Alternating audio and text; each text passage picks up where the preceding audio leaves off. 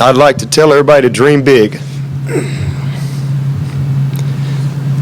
and to believe, because dreams do come true. And today, I'm very humbled that one of my dreams has come true. Watson takes a snap, rolls right, looks into the end zone. Hunter in front, caught it! Touchdown! Touchdown! Touchdown! With a second left. It's intercepted, and the Tigers are going the other way. A.J. Terrell with a pick six. Lawrence took a peek downfield, had a lot of room, and breaks a tackle, and is still running. Lawrence in a foot race. Will they catch him? Touchdown, Tigers! Booker. Shot.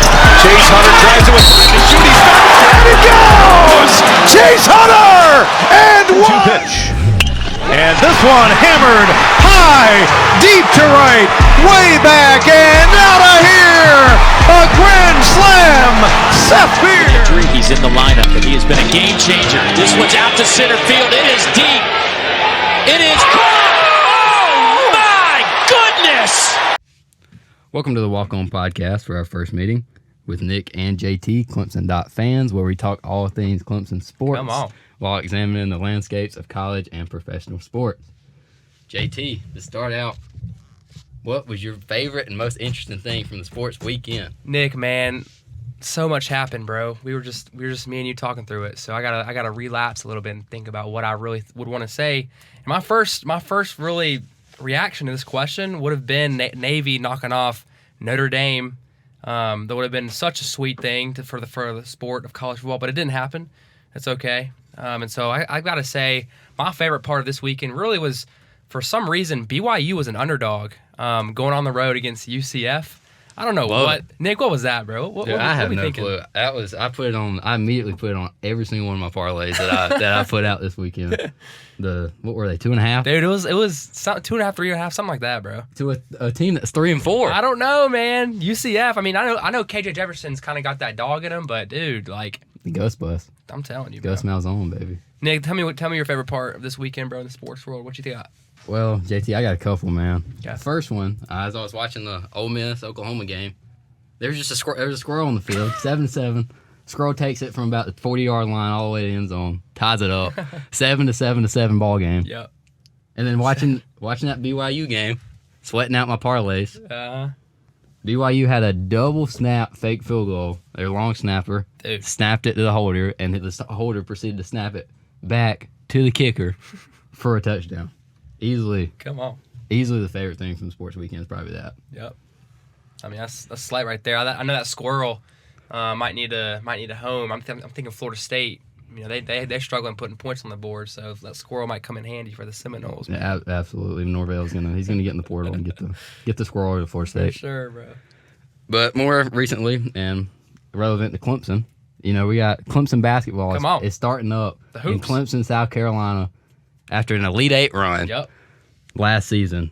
JT, what do you want to see from Brownell and company to start next week? Yeah, man, the expectations are big. We got Brownell. He's coming off an Elite Eight run. Made his way through the ACC, kind of victorious. I mean, I know NC State made their run and all that, but really this was a great past year for Clemson basketball.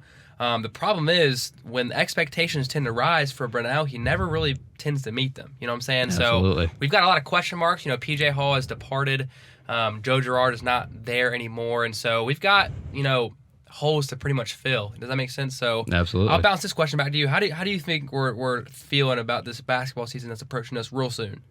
Well, I mean, if you look at the tournament run last year, we were very reliant on 6-year point guard Chase Hunter. He's coming back for another year. Oh yeah. I actually have the stats right in front of me right now. In the tournament, he averaged 17.8 points a game, 5.8 assists, 4.3 rebounds, and a 50% field goal percentage during that run. Yep. I mean, that's just incredible. That's All-American type numbers from the 6-year senior, and I feel like that he's going to have to continue that play throughout the course of a season. Over his career, he's never really. I mean, I got more stats in front of me here. He's his highest points per game is like 13.5. Mm-hmm. He's never really got over that 5 assist mark. But I mean, with this team right here, I think he's just got to take control. He's got to get in the boards. I mean, he's got to lead us to another successful season. But the question is, I don't know if he's gonna do that. Yeah, I mean, like I said, we got holes to fill. It's really going to come down to who's got that dog in him. You know, we got Ian Shefflin coming at the power forward. He's a dog, and so I think he'll get the job done. Fan favorite. Fan favorite, dude. Sheffy. We know how that is. Dabo even in an interview recently wanted him on the football team. I don't know how serious that was, but you know, Shefflin's a big guy. He's a dog, and so we're looking forward to watching him play. He's a veteran in the Clemson basketball sports world, so I'm excited. Really, I'm not dreading the season. I don't dread Clemson basketball. We're rolling fast and getting hot coming up for the basketball season. But I mean, bouncing off that Shefflin take, I mean, the thing with Shefflin's like last year he kind of grew into the national glue guy. Yeah. You know, the 10 and 10, the dirty work, the charges. Oh, yeah. But can he take – it's just another question for the basketball team. Can he take the next step to start him? Can he, JT? I don't know, man. We'll have to see, bro. We'll see how that goes, bro. You got to see. You got Charleston Southern on Monday. Yep. And St. Francis, PA on Friday. Charleston Southern might be a decent test for the Tigers. Their top 4 scorers all returned from last season. Didn't get torn up by the portal. Rather, St. Francis, PA is kind of pitiful. Yeah.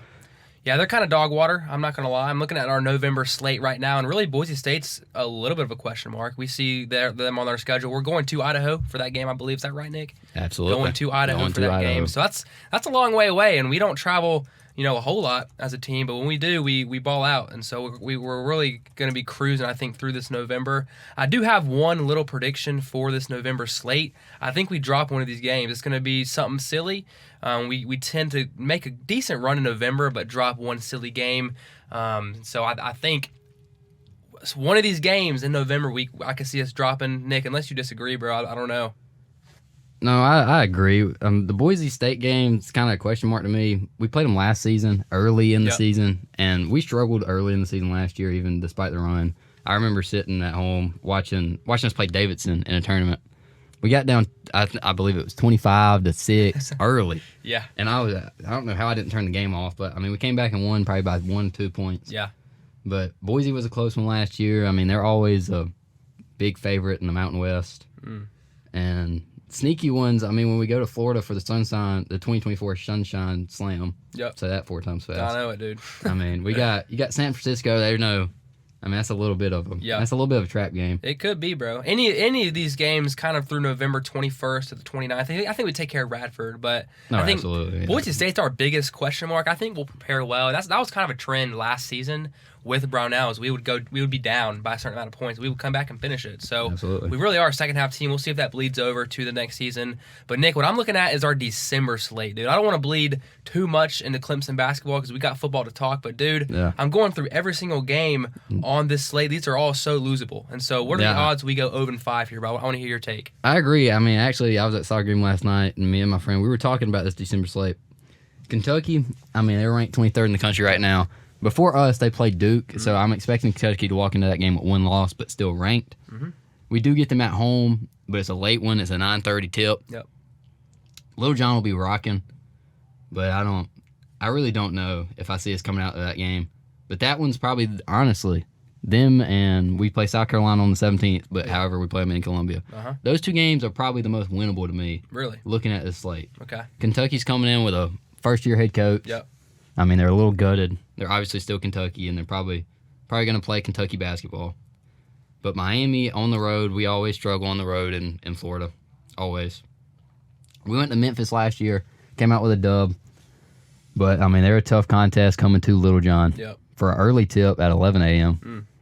But, I mean, Wake Forest is I think they're my sleeper team in the ACC, honestly. Wow. I could see Wake Forest finishing 3rd, 2nd in the ACC. They got Hunter Salas coming back. Thought he was going to be a draft pick last season, but he's coming back to the Demon Deacs, and they're going to be it's a tough slate for the Tigers in December. December is going to be a stretch, man. If we really want to prove ourselves back to that Elite 8 position, I mean, we got to really come through in this December.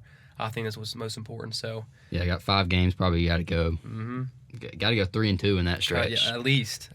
Like you said, it's possible we go 0-5. Yeah. I mean, I wouldn't That would not shock me, JT. Dude, we'll see what happens, man. I got faith in Brad. He's gonna take us through these next 5 games. I think we'll be all right in December, but hopefully we'll shoot for 3-2. That'd be kind of preferable. So absolutely. And JT, I just want to know your final. Where do you think Clemson's gonna finish off in the ACC this year? Man, I'm kind of glancing through their schedule right now, and I'm a little worried. Not because I don't see Clemson as too much of a bad team. I'm looking at these other ACC teams, and they're pretty stacked. So I think Clemson might walk away with. I want to hope and pray for like 20 overall wins, which will hopefully plant us in this tournament. But it's going to be a grind to get these 20 wins, and so that's what I'm kind of set the line at. Nick, what you got for me? I mean, 20 wins would be great. Looking through, I'm looking at Brad's past seasons. I mean, normally when Brad has a good year, it's always followed by a down year. Yeah. Most of the time, and it's understandable this season for sure with the losses of P.J. Hall and the scoring of Joseph Girard. But, 2 back-to-back seasons, great seasons from Brad, I would say. Missed the tournament in 22-23. Yeah. Off of some terrible, I don't know what the committee was thinking there, putting NC State above us after we beat them 3 to 4 times. Nobody talks about it, but we hate that. But I think this, looking at this roster right now, obviously they have the potential, but there's too many question marks for me right now. I think Clemson probably about that 18-win mark, finishing close to anywhere from 8th to 5th in the ACC. Even with last year's great roster, we only finished 5th in the ACC. Yeah. Only 5th. That's true. Duke's coming out. They look strong with Cooper Flagg. And the Tar Heels, they got Hunter Tyson's brother. Yeah. Leading them into the season. We wanted him, dude. We really wanted him. So, but I don't know. I'm setting the sights probably a little low for the Tigers this season. Okay. We'll see how it goes, dude. We'll see how it goes. We'll shoot. We'll kind of lower our expectations, me and you, just so we can be surprised at the end. You know what I'm saying? Yeah. Well, we'll get back to this weekly. Come on, yeah. Weekly. Yeah. Weekly Tiger talk with some basketball. But JT, I want to move over to the football. The football side of Clemson. Yep.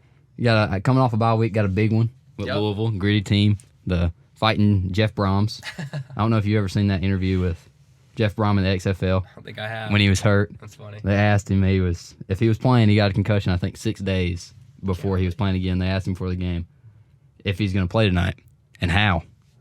And he said, I'm going to answer your question with 2 questions. Is this or is this not the XFL? Yes, it is. I actually do think I've seen that video. That's and funny. then he goes, and do I or do I not currently have a pulse right now? Yeah. Yes, I do. Let's play some football. Let's play some football, dude. This slate right here the Clemson Tigers in November. Their November's no slouch either. It's not. I'm not crazy when I say this. I think the Tigers got one of the hardest Novembers in the country. Okay. Honestly. I don't hate that at all. You got a gritty Louisville team. Followed it up, you got to go Tulane Stadium, play Virginia Tech, in the inner Sandman. Then you got to go to Pittsburgh, which the Tigers, the last time they played Pitt, I'm pretty sure it was bad. DJ's first year starting. They went to Pitt, and DJ threw a pick 6 off a shovel pass. Yep. And, they should have even, if they had a competent quarterback, probably could have won that game. Shut down Kenny Pickett for about a half. And then we got the Citadel at home, obviously. Yep. But you got the Gamecocks coming to town to end off the November. Yep. Very underrated Gamecocks team, I think, in my opinion. One of the best defensive lines in the country. I hate to admit it, but you're right. This Gamecock team is scary. They've come close to beating some great teams this year. Absolutely. So, and they won't beat us, but they might put up a little fight. We'll see how it goes. JT, I just want to, what you think is going to get the Tigers through this game? You talking about the Louisville game or you talking about the Louisville game? Louisville game, dude, that's a good question. I think Louisville, when you look at Louisville and their slate this college football season, this team is good. They have great losses. All their losses are teams that are in the current top 25. They cut it close with Miami. They cut it close with Notre Dame, SMU. And so all their losses, I think, are by at least 1 score. Is that right? Yeah, that's correct. They're all, I believe they're all touchdown losses. Touchdown losses. And so they're putting up fights against teams. And so I don't think Clemson, this is under Clemson's radar. I think Clemson is aware of this Louisville team. I think they're aware of their threats, their offense, and how they move the ball. And what I'm really, you want my prediction now? Or you want me to save it?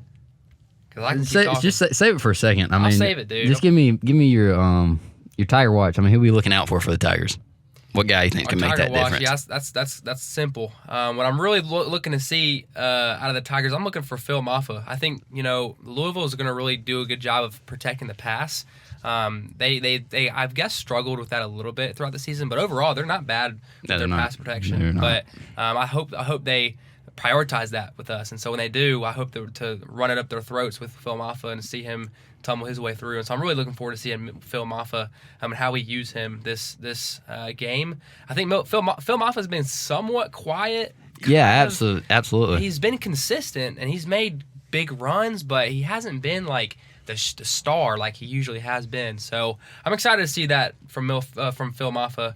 But I want to know what's your Tiger watch, who your player is, bro. Well, I just want to before that, I just want to go back and mention, Louisville's losses are to teams that have a combined record of 22-2, I believe. I mean, Notre Dame's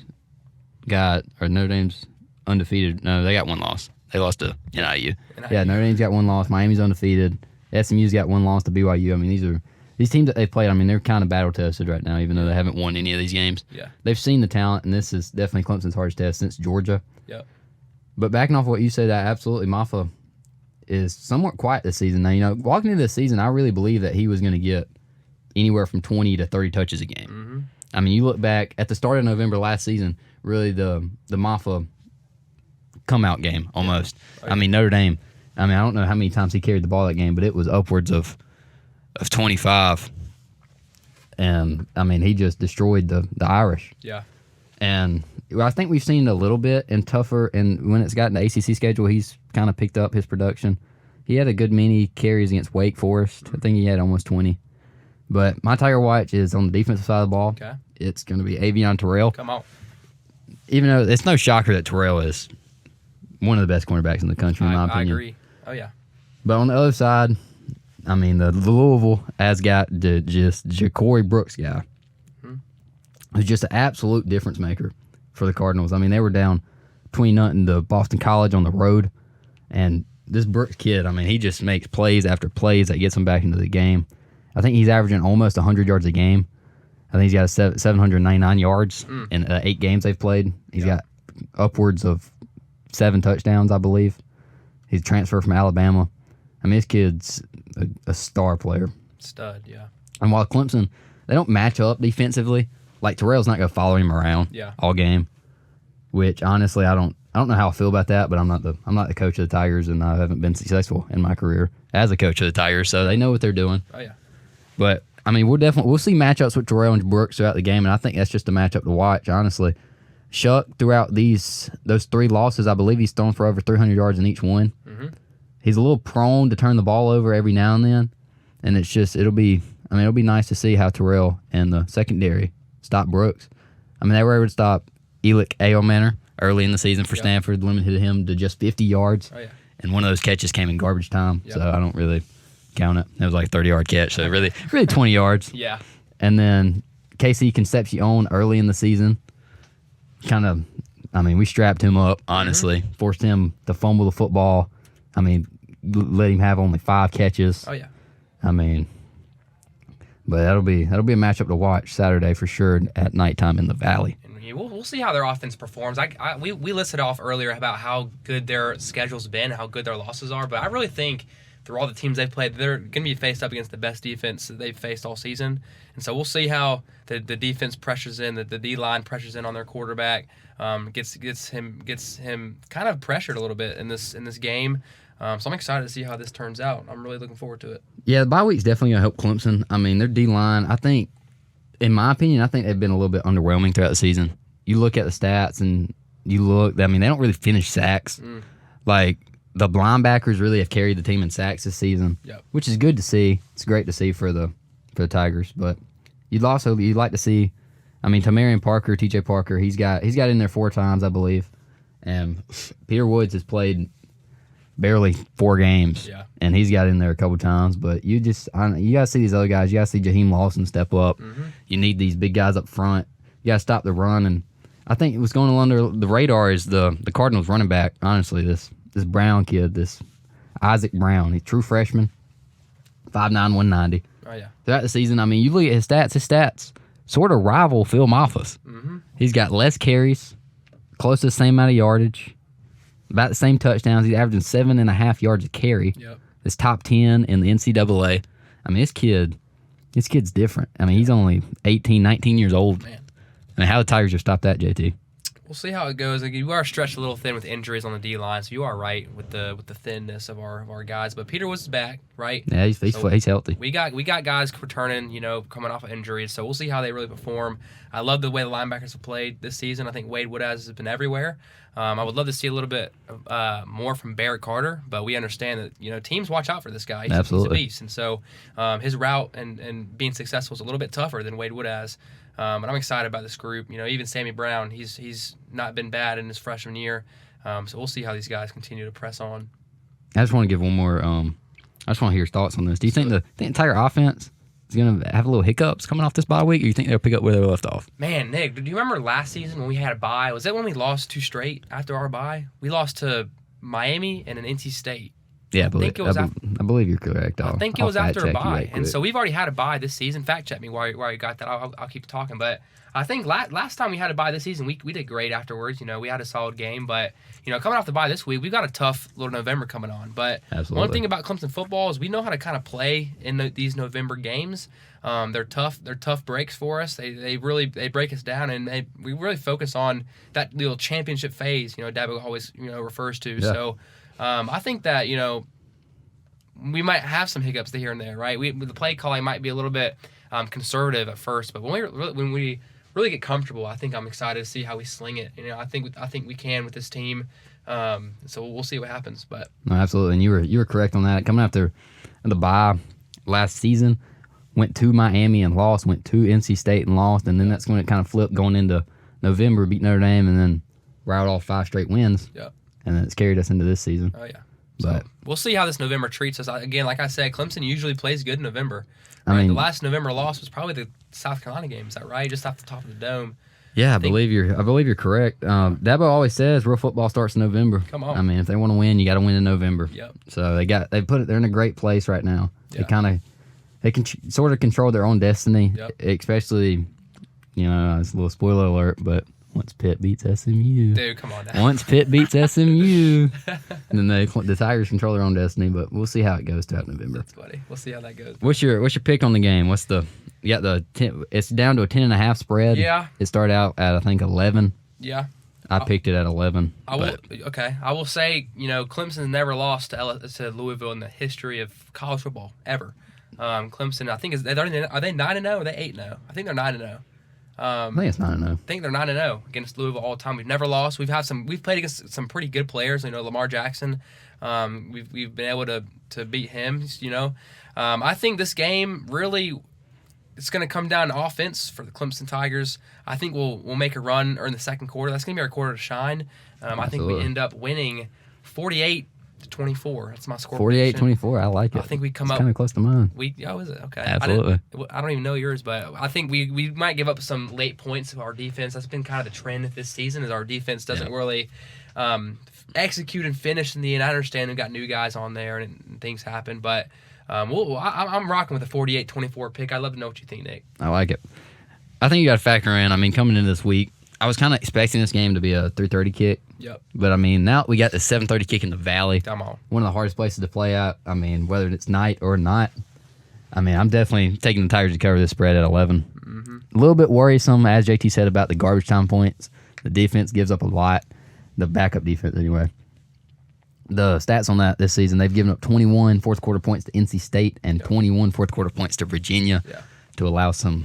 If you're just a casual college football fan, looking at our schedule, you really don't think the Tigers look that good. Yeah, that's it's a shame. Yeah, it's for those who look at the score, look at the numbers only. Numbers tell a story, but if you watch the game, we were up, against State. We were up against Virginia late, and so it's kind of a bummer to have the defense give up these points. And I hope we see a change for Louisville, but I just don't know with this offense. Yeah, I just think. I think Dabo he's getting a little. I think he's getting a little angry, honestly. You saw that Virginia game. He brought in Klubnik back near the end, throws a one-play touchdown pass to TJ Moore. Yeah, I'm rocking with the Tigers 41-24. Okay, that's close. Yeah, 41-24. We both got them scoring 24 points. Yeah, I think I got more touchdown in my opinion, but I don't hate that I don't hate that at all. I want to see some long field goals from Hoosier, man. I want to see it. He can kick them. I want to see it, He's man. been near perfect. I mean, I think the only trouble he's had is just blocked field goals. Yeah, that's not. You can't blame it on him either. He might be kicking it low, but you can't really put that all on him. So he's been doing great this season. I'm excited by this guy. Yeah, absolutely. And if you want to see more preview on the Clemson Louisville game or Clemson basketball and reviews, check out www.the-walk-on.com. That's www.the-walk-on.com. Come on. All right, JT, we're moving. Let's do it. We're going to the SEC. Let's do it. What you think about A&M? Man, they got Carolina this week. You know, it's on the road for them. They're going into Williams-Brice. Is that right? Absolutely, coming off a big win at home. It's off a dominant win. You know, with this Texas A&M crew against LSU, and so I'm excited to see how Texas A&M. I don't really know if I've bought into their hype yet. I'm not gonna lie. I don't see LSU as quite a huge threat. I mean, I think LSU's fraudulent. I'm not gonna lie. And so that win against LSU last week was great on their radar, but I don't think it says a whole lot about Texas A&M as a whole. South Carolina's dangerous. They've put up points against these good teams, and so I couldn't say that I have South Carolina winning this game, but it's gonna be a little bit of a shootout, and it's not gonna be the blowout that I think most Texas A&M fans probably anticipate. Well, Vegas has got this game being close. I believe the spread's 2.5 for this game. Yeah. I was kind of shocked when I saw that. I mean, if you take that, you're probably taking A&M just to win, just by field goal. I mean, I think it's pretty safe, but I like this A&M team. I mean, I have a completely different opinion than you do. Dude, I'm full Aggie. I've heard it. I'm full Elko. I've heard it. I mean, Elko's different, man. He really is. I've never seen a coach change Duke football. Yeah. Never. And then that was A&M, I mean, arguably, it might be the best $75 million they've ever spent buying out Jimbo Fisher. Yeah. Honestly. I mean, this roster, it's practically the same roster. Did you see Mike Elko? He was calling out Jimbo Fisher after their win, I think. Called him a politician. Yeah. I saw that. He's got that dog in him, man. Yeah, Elko's in it to win it, man. He is. And my troubles with A&M coming into the game and was Connor Wegman. He's a very overrated player. Okay. I don't think he deserves to be a starting quarterback in the SEC, honestly. And this, when Wegman got hurt early in the season, and this Reed kid came in and just looked dynamic. Dynamic player. Gives them 3 wins. Now, understandably, the wins were kind of close. You beat Florida by 13. You struggled with Bowling Green, beat them by 6. And you beat Arkansas by 4. But a win's a win. Yep. And this Reed kid he came in relief for Wegman during the third quarter LSU game after Wegman was 6 for 18, I believe, in the passing game. It's the DJ stat line. And this Reed kid scored four touchdowns on 4 straight possessions and got a field goal. So he was 5 for 5 on his legit drives. And it just troubled the LSU defense. Didn't light up the stat sheet. Oh yeah. But he threw the ball, made the plays when he had to, he toted that rock, boy. And I think this Aggie team's legit, man. I know, I've heard it. I mean, being friends with you, bro, I've heard it. You excited about this team, Mike Elko, and they've had success. I'm not going to diminish any of that. I just need to see maybe just a little bit more from the Aggies. I need to see, how they play against the bigger dogs.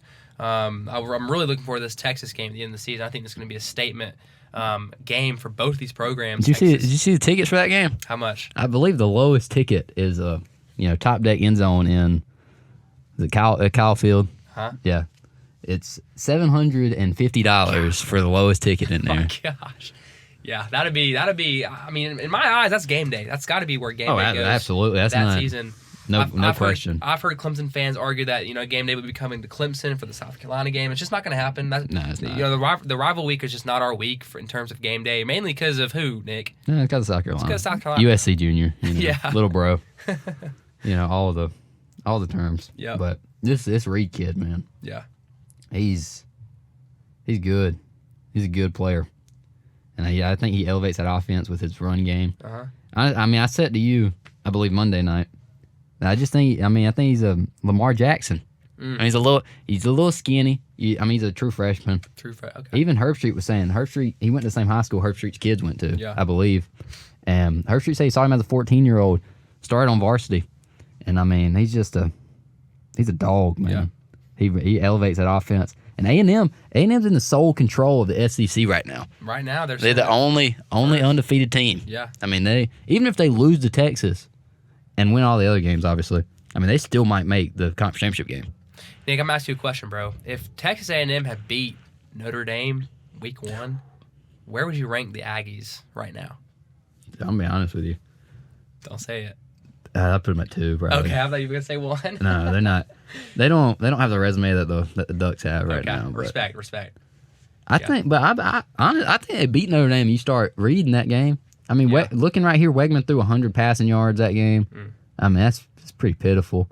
I'm getting some more in-depth stats for that. Yeah. Wegman was 12 for 30, 100 yards and 2 picks. Yeah. I mean, you play Reed. He doesn't even have to lie. He can throw for 100 yards as long as he just don't turn the ball over. I mean, you win that football game almost. I mean, most likely. Yeah. I mean, in Kyle Field, that's the only thing that's keeping Notre Dame in this playoff race. I think so too. Is that they're hanging on to that week 1 win in Kyle Field, even though they didn't look impressive either.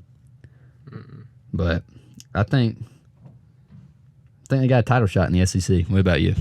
Man, I think they'll end in the playoffs. You know, they got to really compete against Texas. I'm not saying you have to beat Texas, but you got to compete, against them. You can't get run over by them, and it's really not likely that they will be run over. But I think they got a definite shot at the playoffs. I think when it comes to the SEC championship, I don't know how ready they'll be. I don't know. Mike Elko's great, but how ready would he be for like an SEC championship? I don't know. So I would love to see them. I think they'll be in the playoffs, but I can't put my marbles on them being the top seed. I don't know, man. I really like this team. I don't know if they still have the potential yet to win. I don't know. They definitely have the potential to win the SEC. Yep. They haven't shown it yet. Okay. Like I gotta see more from this Reed kid. But honestly, I think Elko still hasn't came out and said who he's starting against South Carolina. Yeah. Which is, I believe, why the points are sitting where they're at, and why people have questions about this game. Yeah. But I don't think it should be a question. I think anybody that's coming out and saying you start Wegman needs to go get an MRI on their brain or a CAT scan, whatever you get on your brain. Yep. I mean, it's ridiculous to me. I mean, Wegman's had one good game this season. Yeah. And it was against a Missouri team that was ranked number 9 at the time, I understand. But, I mean, they've looked bad, man. I mean, they should have lost to Vandy. They should have lost to Boston College. They lost to Alabama, who got blown out by Alabama. Yeah. Who we all know has looked pretty fraudulent this season. Mm-hmm. But I want to get your picks on the South Carolina game, man. What you think will happen? South Carolina game, like I said, I think it'll be close, right? If we see Reed under center, it might not be close, But even if you got Wegman at under center, I think Texas A&M takes care of South Carolina. I'm not big on South Carolina beating Texas A&M in this game. I do think it'll be close. It'll be a little bit of a shootout, no matter who's at quarterback. But I'm gonna take my picks to Texas A&M, keep them in the top 10.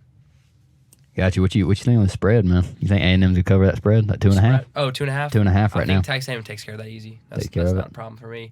I think you're taking a low scoring contest here. I'm taking a 31-17 win. Something that doesn't look great. Yeah. But it's like close. It's going to come down to the fourth quarter, and so that's really what I think though. But what you got in this game? I mean, like you said, these are two of the best defensive lines in the country, easily. I mean, A&M's D-line led by Nick Scorton. I mean, it's pretty. The Purdue transfer, it's pretty legit.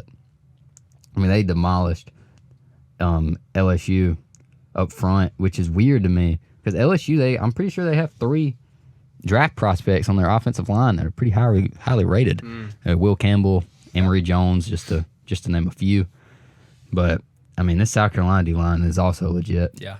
But honestly, I think the way you combat that is you put Reed back there taking the snaps. You run a bunch of options. I mean, the best way to beat a good D-line is not to block him. Like Dylan Stewart on the edge, don't block him, read him. Yeah. The whole game. Right. Whole game. I mean, that's what they did against LSU. I mean, they didn't even read through the ball twice when he came in that little quarter and a half that he was playing football for them. Yeah. But, yeah, I think the Aggies, these points are way too close. And, I don't know what's happening. Aggies walk in, and, I think after slow start from both teams, bad South Carolina offense. So, but Aggies on top, 35-10.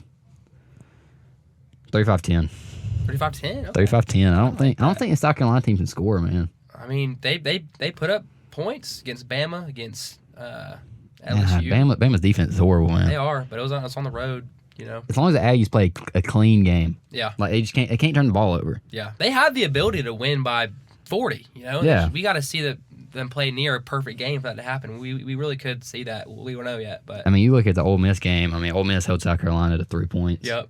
And Ole Miss's defense is definitely a lot better than it has been this year.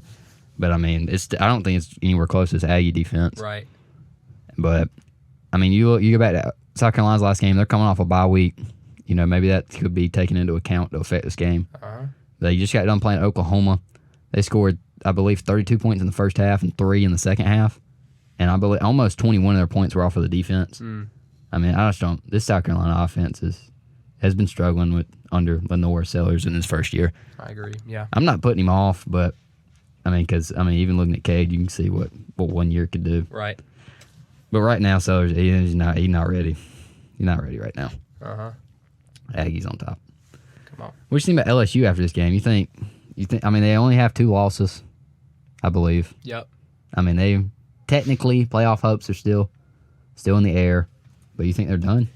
I mean, you're saying they're fragile. I'm going to say they're done, Nick. I don't have any faith in this LSU team. You think they beat Alabama? I don't think they beat Alabama. I don't care where the game is played. I don't think that their stadium is what everybody says it is. I don't know if you agree with me on that stance or not. It's definitely the second Death Valley. It's definitely the second Death Valley. And we're not saying that because I'm Clemson fans. I just think about 2 years. I think it was 2 years ago when Tennessee stomped in there and just absolutely demolished them. Do you remember that? With Hendon Hooker? Hendon Hooker came in there and dropped 40. I don't even think LSU scored more than 10 points. No, yeah, so I remember. If you see a stadium like that, I don't care if you're in the SEC or not, and you claim the Death Valley title, it's just not gonna. You gotta not lose like that in your own stadium. So that has nothing to do with what I think about the LSU Tigers this year. Again, I know that was a long time ago, but I think LSU loses against Alabama. I think they'll beat Florida. I think they beat Vanderbilt, and I don't know about this Oklahoma game. It's a little bit of a. If it was at Oklahoma, I'd probably have more faith. Right, yeah. It's also, and it's in the second Death Valley, so we could see LSU really just going 3-1 in this final stretch. But I really think they go 2-2. I'm not going to lie. I think they either slip up against Vanderbilt, slip up against Oklahoma. We'll kind of see how that goes. Oklahoma put up a good fight against Ole Miss.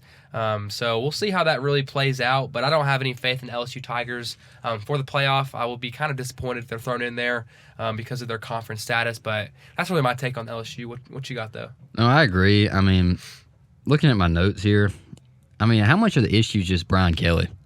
I mean, how much of it is just Brian Kelly not being able to win the big game? Yep. I mean, he's definitely brought that over from his Notre Dame times. Yep. I mean, couldn't as a Notre Dame coach, he beat Clemson once. Right. Without Trevor Lawrence. Yep. I mean, I don't know if you've ever seen the picture of his face. I think the first time he came to Death Valley in the hurricane, and when they were playing Deshaun in 2015. Yeah. But I mean, when he saw that stadium, when the Tigers ran down the hill, he was a little shook. A little shaky. I mean, but looking at LSU schedule, Yeah.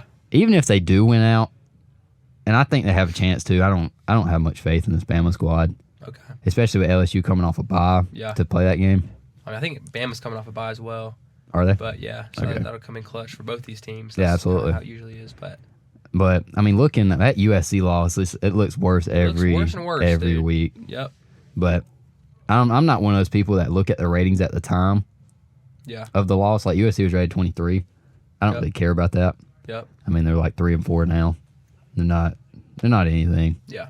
Now, you could argue with LSU. We talked about Brian Kelly with their big wins, right? Yeah. You know, they beat top 10 Ole Miss team, right, by 3 points. Yeah, but the thing about that game is Ole Miss led the entire game until LSU. It was either led or tied the entire game until LSU won on that final touchdown. Yeah. I mean, how much of that game is really just like a fluke? Dude, I don't know. I agree, though. They were down the majority of the game, but it really tough. I mean, they came back and fought in. They won by 3. They also won by 3 against South Carolina, and so they know how to win games in the fourth quarter perfectly if you ignore the USC game. They didn't win against USC, but other than that, they've won games in the fourth quarter. But it's just Brian Kelly. He'll win about if you put four big games on the schedule, he'll win about one of them to keep his job. And No, absolutely. So. Absolutely. I mean, even looking at the South Carolina game, I mean, I saw a list today of the worst officiating calls all season, and the pick six that Nussmeier threw kind of late, and then it got taken back for the. I don't know if it was a necessary roughness or something like that. I mean, that would have put the game away. Dude.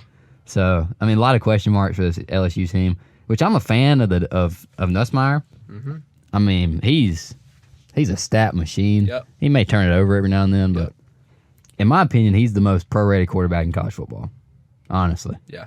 Maybe he needs a little touch up in his reads, but I liked him. He was my pick early in the season, the sneaky Heisman. Yeah. You know, outside of Cade Klubnik, obviously. Dude. But I'm out.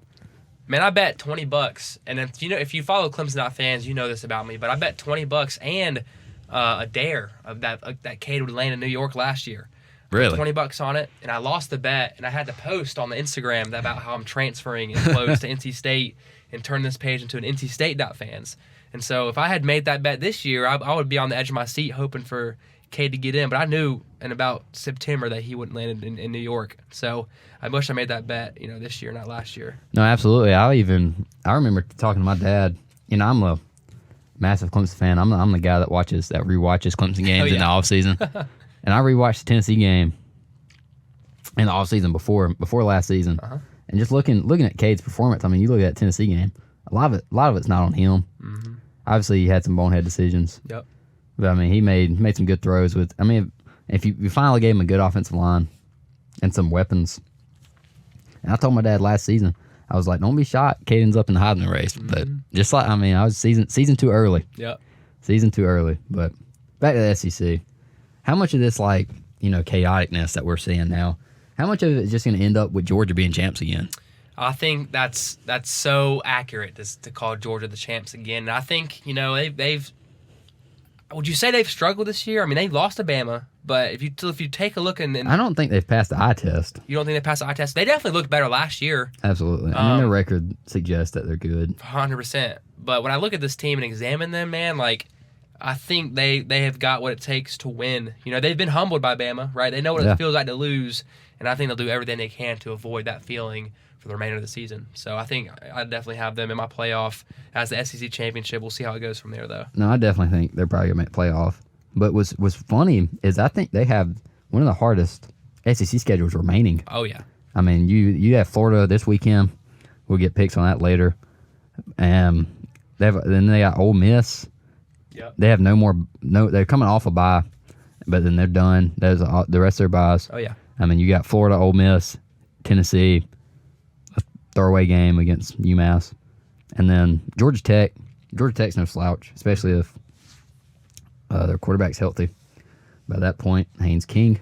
Mm-hmm. But I mean, Beck, he's been turnover prone throughout the season, man. I mean, he's got 8 interceptions. Yep. I mean, looking at his stat line, I mean, this was a stat line I expected to see from Cade Klubnik, honestly.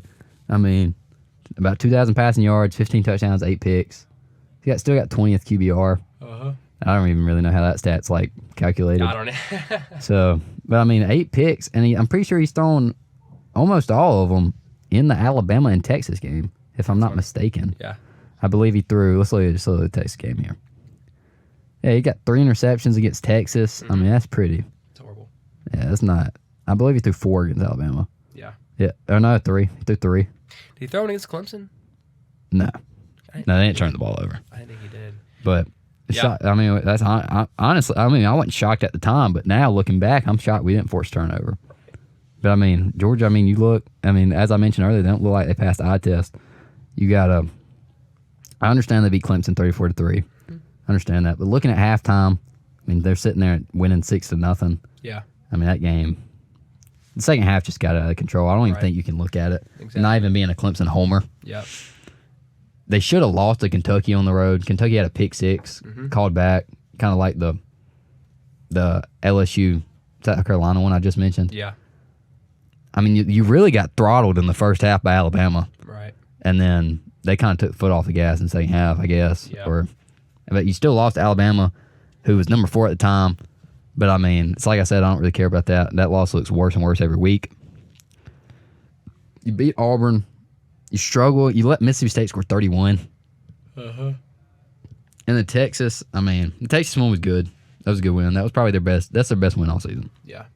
I mean, hands down. I think Georgia's They've got what it takes. I know what you mean. They don't pass the eye test, right? Yeah. But when I look at every other team in college football, they're also beatable, right? We got Oregon. Absolutely. Oregon is the top dog right now, but we're all forgetting that 24-14 win in week 1 against Idaho that Oregon had. They struggled against Boise too. They struggled. They struggled, and really they turned things around after those 2 games. But again, all these teams are beatable. I included Clemson in that. Clemson's beatable, just because we haven't quite played up to the competition yet. But I think all these teams are beatable. I think Georgia knows how to win football games, and so I put Georgia high on my list for the winner.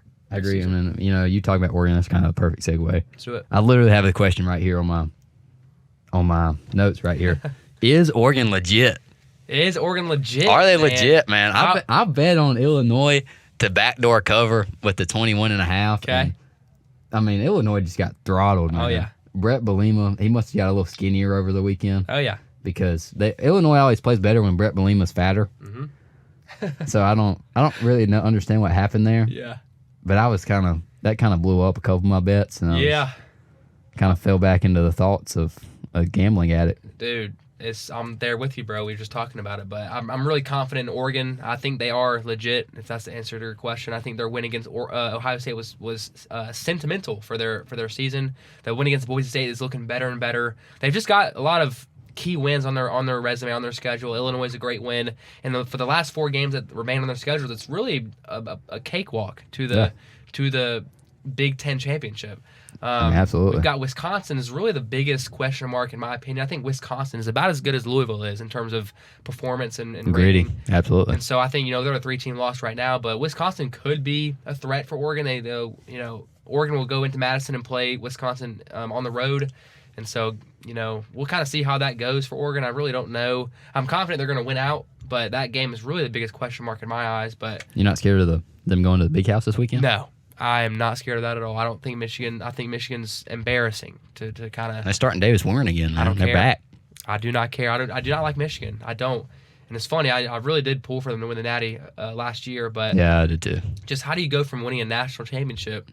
Maybe I guess I'm more mad at just the transfer portal and the new structure of college football. It really is what I'm probably more angry at. How could Jim Harbaugh leave the Wolverines that he led, to win the whole thing? So with Michigan, I'm not hating towards Michigan. I actually do pull for Michigan when I can, but definitely over Ohio State. But they've let me down. I've had my expectations high for them, and they haven't really come through. And Big Ten fans were raving about Michigan before the season started. So I think Oregon takes care of Michigan, no problem. It's a 14.5, I think, spread, but I think Oregon wins by 20, 25. A little spoiler alert. We'll get more into that later. Let's do it. But with Oregon here, if I wasn't a Clemson fan, I'd probably be an Oregon fan, honestly. Really? Growing up playing NCAA 14. Come on. Love the jerseys. Come on. But what's weird is I think this is the most dislikable Oregon team I've seen in a while. Why is that? I don't like Dylan Gabriel. Why?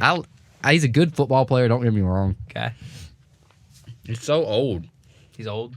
He's old, man. I hate these old quarterbacks playing college football. Cam Rising? Cam Rising, Tyler Shuck, who Clemson's playing this weekend. He's 25. Cade Klubnik was 14. Dude. When Shuck was a freshman. Come on, dude. How old is Oklahoma State's quarterback? He's old, right? I believe he's in his 19th grade. That's crazy. He posted beginning of the season, started 19th grade year or whatever, first day picture. But I don't like Dylan Gabriel. I'm a big Dan Lanning guy. Oh, yeah. He's a good motivator. Yeah. I'll think back to that Colorado game last season. That's what I was thinking, bro. Yeah. We're here. Yeah. We're right together. Yeah. But, he's a great motivator. Borderline, he might be the best motivator in college football. Yeah. Dabo's up there for sure. Uh-huh. That Lanning's good. It's like you said, I think they easily went out. Yeah. They control their own destiny. They got past Ohio State, got past Illinois. Those are the toughest opponents. Yep. But, yeah, definitely control it. But getting on to the more Big Ten stuff, I was looking at some scenarios here. Dude. And when I give my current college football playoff, we'll get into that too. But if Penn State wins out, can win out, they have Ohio State and then a cakewalk. Right. Oregon, we just talked about their cakewalk. And then Indiana, they also play Ohio State. Yep. And then a bunch of cupcake schools.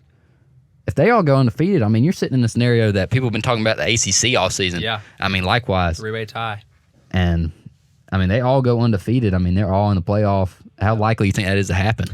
Man, I don't think it's super likely with Penn State playing Ohio State this week. I think You're more scared of that than the Indiana game. I guess so. I think Ohio State takes care of Penn State. Spoiler. And that'll put. I mean, spoiler. But I think Ohio State takes care of Penn State. But really looking at this 3-way tie scenario, let's say all teams went out. Yeah. Right. Let's rewind it a little bit back to 2020. Right when Ohio State was on the march, and really people don't talk about this, but this has frustrated me ever since it happened. Ohio State did not qualify for the Big Ten championship. Absolutely, they did not qualify. Was it because of the amount of games they've played? Is that why? I believe so. It was because of the amount of games they played. What were they, like 5-0 going into the Big Ten championship? They did not qualify to the rule of the Big Ten, but you know what the Big Ten did? They changed the rule, kind of a last minute under the rug kind of deal, and they let Ohio State into that Big Ten championship, and then they faced Clemson, who had played double the amount of games they have. And so I'm not salty about that game specifically. I'm more salty about how the Big Ten kind of changed things around for Ohio State and takes favor over Ohio State and over the other teams in the conference. And so I really could see the Big Ten pulling off something where they have Oregon and Penn State play in this game. Penn State, if they went out, they have a dominant schedule. Yeah, absolutely. So I think, But it's not even in the control of their hands though. Who makes it? It's I've kind of learned of this rule. Yeah. Since the ACC situation, it goes to, I think it's the 5th tiebreaker that we're gonna have to go to. Man. And it's the combined records of conference opponents. Yep. Like Clemson, for example, I don't know the Big Tens. Yeah. But like for example, Clemson right now is in the lead between SMU and Miami. Right. Because Clemson's conference opponents have a 43% win percentage. Yep. Miami's is like 42 and SMU's 38. But I mean, we could see a scenario where Oregon doesn't even make the Big Ten championship game. Mm-hmm. I mean, which is wild to think about. And I love this new. A lot of people might hate it, but I honestly love this college football model. Yeah. I mean, I think this has been the most exciting season. I watch videos about the 2007 season all the time. Mm-hmm. I was 1, so I don't remember. But I mean, that season was chaotic. Yeah. You had Kansas and Mizzou 1-2. I mean, that was the first 2-loss champion. Yep. I think that was the only 2-loss champion in the college football history. 2-loss champion. I don't know. It probably. Is. I could easily see us getting another one this season. Yeah. I mean, definitely. I love it, man. Yeah. But People, Nick, I want to hear what you think, man. People argue that the 12 team kind of takes away from the regular season, but we're sitting here in the regular season right now. No, that is the most load of crap I've ever heard. What do you think about that stance that people kind of take? They don't like 12 team playoff because it takes away. What do you say to that? I mean, obviously there's some biasness to the SEC, and that's gonna be there wherever you go. Yep. I mean, it was there in the BCS when a computer generated it, but I mean, the regular season is very important. I mean, you look at that loss to, like, you think Texas wasn't mad after they got blown out by Georgia? I mean, honestly, like, you think they weren't mad? And then what's another one right here? I mean, LSU's got 2 losses right now. Right. But I mean, it's not like their season's over. Like, if they had 2 losses now, then their season would be over. Yeah. And they'd probably be done for the season. And I could see them losing 2 more games. Yeah. Because they could throw in the towel. I mean, you got this. I mean, Boise would never be in contention for the 4-team playoff at this point. Army likewise. Right. Great for the group of 5, honestly. Yeah, I mean, it means a lot for the group of 5. I mean, you look at ACC in general. I mean, the ACC doesn't get talked about, but I mean, they got 4 power heads that are fighting for a spot. Yeah. I mean, for what we assume to be 2 spots in the playoff for the ACC, you got Clemson, Miami, Pitt, SMU. Yep. I mean, all these. I mean, and Clemson. I'm kind of scared of that Pittsburgh game. Oh yeah. But I mean, I love it, man. Yeah. Love it. And speaking about the playoff, before we get to that, we'll talk about the AP poll that came out. Mm-hmm. I believe, was it come out Sunday? It came out Sunday at 2. Yeah. What's your reaction to this AP poll here? People want to dog on the AP poll. Yeah, that's me. I like to dog on the AP poll. I think they're never going to be perfect, right? They're never going to be perfect. I definitely see a lot of flaws with this AP poll, but I want to talk about the biggest flaws for me. The biggest flaws I see really with this AP poll is Notre Dame sitting at number 8. I just don't quite get it. From my perspective, I mean, they've played a decent schedule. They beat Louisville. They've beat Navy. Is Navy really a good win? I couldn't quite tell you that. That's my opinion. I think they put Navy in the top 25 just to bolster Notre Dame's Maybe. Strength record. Maybe. And they might have done the same thing for Vanderbilt and Texas. We don't know. Now, I'm a conspiracy theorist when it comes to stuff like that, honestly. They're trying to get money, man. But I think Notre Dame sitting at 8 is a big question mark. And I really would love to see BYU. In my rankings, they're sitting at 6 in my rankings, right? Have you released your rankings to the clemson.fans yet? Not to the clemson.fans. I'm going to do that when the playoff rankings start. Yeah, when they start up. So next week I'll start those. But okay. I really have BYU in my top 6, right? I think it's a clear Oregon, Georgia, Penn State. I actually have Miami over Ohio State.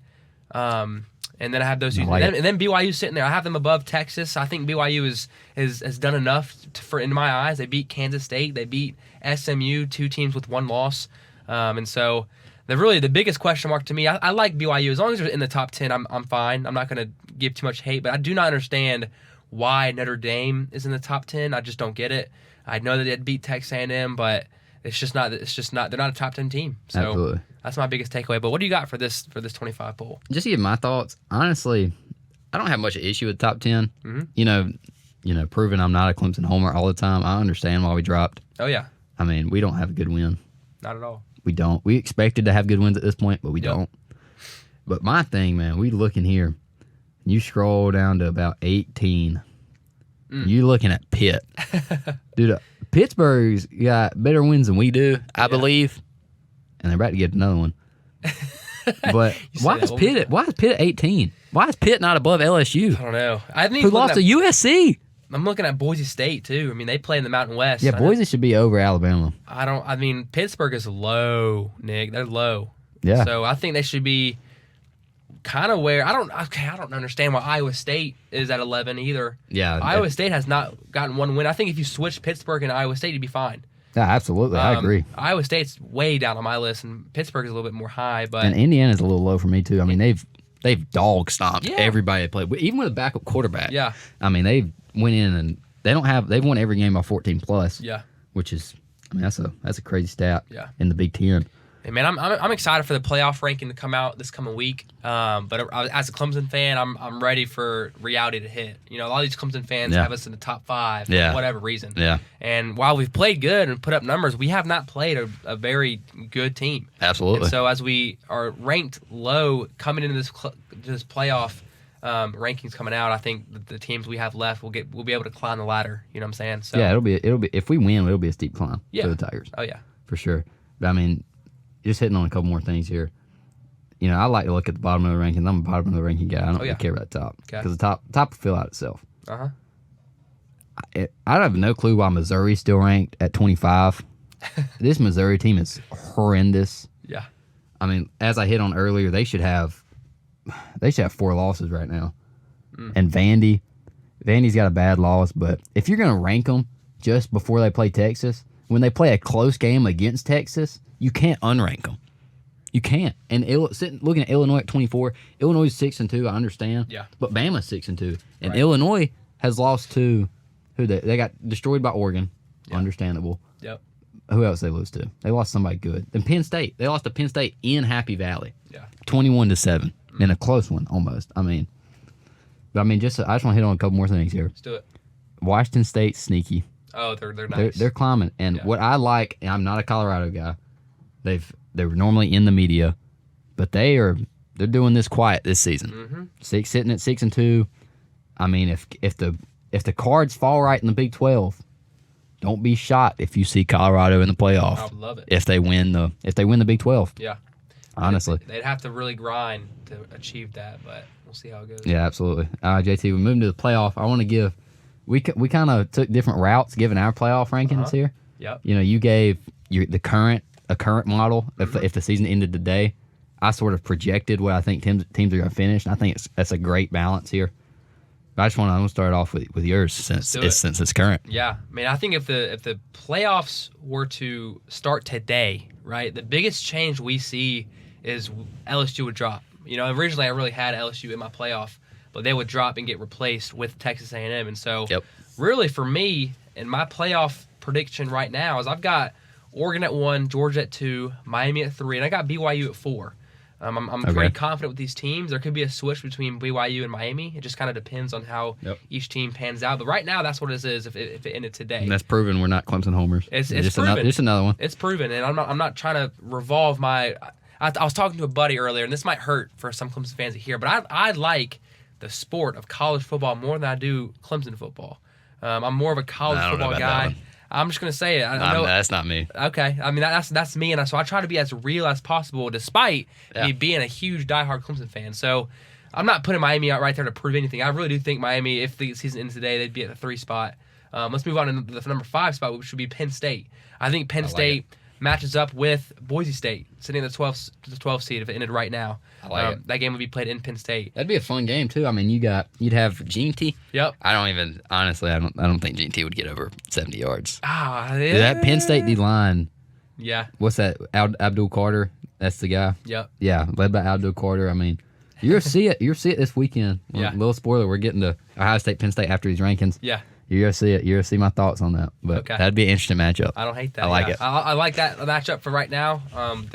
Number 8 Tennessee would welcome in number 9 Clemson. No, you skip number 7. You skip number 7. I'm going kind of okay. Well, number 7 would be Texas, welcoming in Texas A&M. A little rematch right there of the rivalry.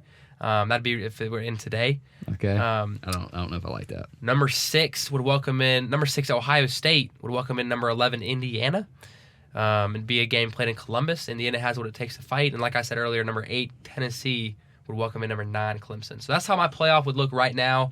I don't have a completed bracket, but I don't think that's necessary for where we're at in the college football race. But what's your so Nick, you took a different approach. You kind of projected what you think more projection how it's going to end up. And so, man, I got the records on hand too. Walk me through records, everything you want to spill about how you think it's going to pan out. I just want to get one more final thought on your ranking first. Okay.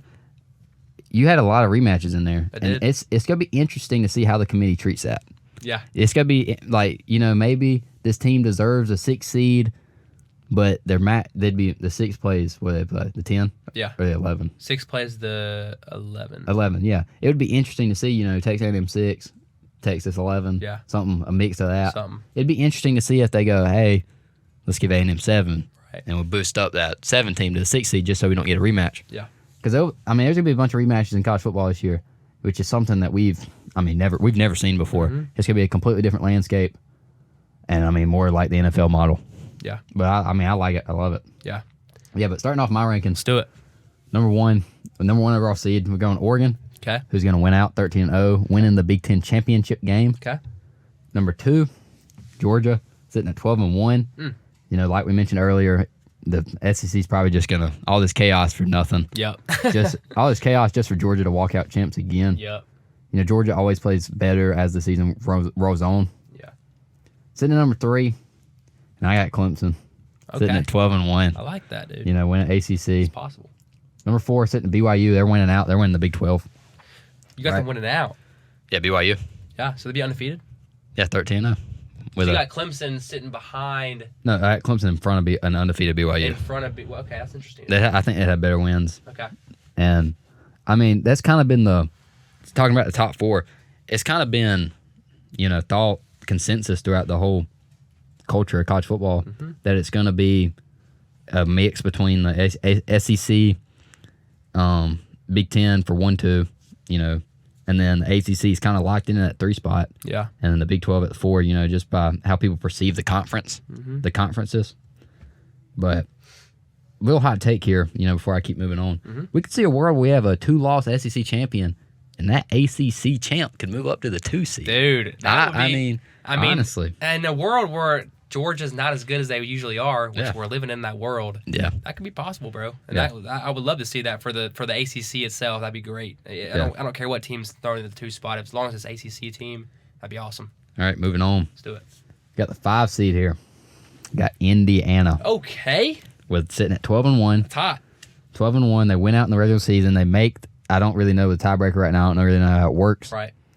But I'm saying they make the Big Ten championship game and lose. They drop it to Oregon. Okay. Number 6. Okay.